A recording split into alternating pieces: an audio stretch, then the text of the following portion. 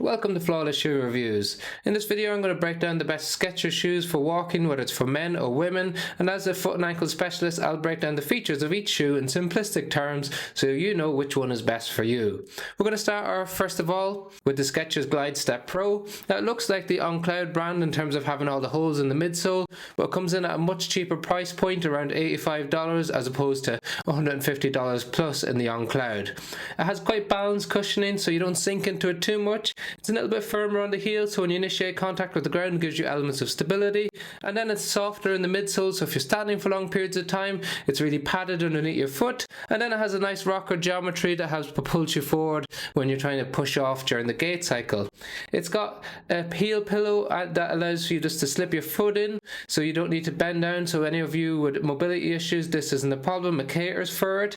It's got relatively stiff heel counter on the back that helps cradle your heel, helping to control pronation moments, and that's coupled up with sidewalls on the inside and the outside of the shoe to keep your foot centered in the shoe, adding extra elements of stability. It's got this nice stretch lace if you want to just tighten the feel a little bit, but the box also comes with a traditional lace set if you prefer that instead. It's a true to size and length, and it's got a standard width toe box, but it comes in a wide version as well.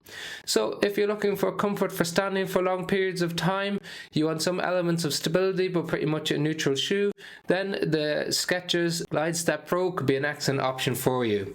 Then we have a completely contrasting shoe in the Skechers Arch Fit 2.0. So this is a little bit bulkier of a shoe, and that's because it provides added elements of stability, so you've got a big arch support on the inside of the shoe. So those of you who prefer that added element of stability, that added element of support, this can be an excellent option for you. The cushioning is a little bit firmer on the foot, and that helps to add elements of stability, because if you've really soft cushioning that's marshmallow like, it facilitates extra movement side to side. So it's a little bit firmer but still really comfortable, and it's got that arch support and a really broad based support on the forefoot. All these features keep your foot nice and centered in the shoe. Those of you who have flatter feet or any issues with posterior tibial tendonitis, you'll enjoy that extra element of support. It's also got some lateral stability as well for those of you who are supinators. It helps to reduce the amount that you go outward. It's got a thick plush upper on top, gives extra elements of stability, and while it has a traditional lace housing, it's also got a slip-in feature.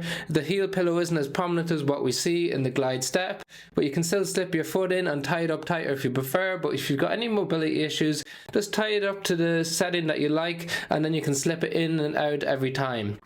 Then when we move to the undersole, it's got some traditional grip on top, so it works well on slippier surfaces, but not as well as the Summit, which we'll talk about in a moment. But overall, if you're looking for a slightly firmer, more stable shoe, then the Arch Fit 2.0 was an excellent option. Some of the downsides are it's a little bit heavier, a little bit clunkier than some of the other shoes. However, you get the added element of stability. Then finally, we can look at the Skechers Summit.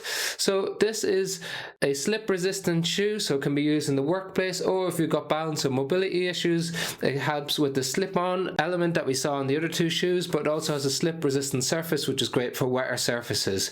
Then when it comes to stability, it's a classic neutral shoe, so there's plenty of mobility in there, plenty of flexibility in there, and it's got a flat bed, so it doesn't have the arch support that we see in the Skechers Arch Fit. So it's a more traditional fit, and while it has some sidewalls on the inside and the outside like we saw on the Glide Step, it's not as supportive as what we see in the Arch Fit. So it's a lighter shoe, it's a bit more nimble, it has that nice cushion feel on top, and it's relatively subtle with a different type of lace housing than we see on the other two shoes. So if you want something in between that's a neutral, a little bit lighter, a little bit more nimble for those of you who are quicker walkers, or you just want a lighter, more discreet shoe on your feet, Skechers Summit can be an excellent option for you, especially if you need that extra grip underfoot. We've got links to all three shoes in the description if you want to check out the latest prices of them on Amazon. Otherwise, if you've got any questions on them, please drop them in the comment section below. We've got loads of reviews of Skechers and all different brands if you want to check them out on our channel. Otherwise, thanks for watching, liking, sharing, subscribing. For more videos on Skechers and different reviews, as always, welcome.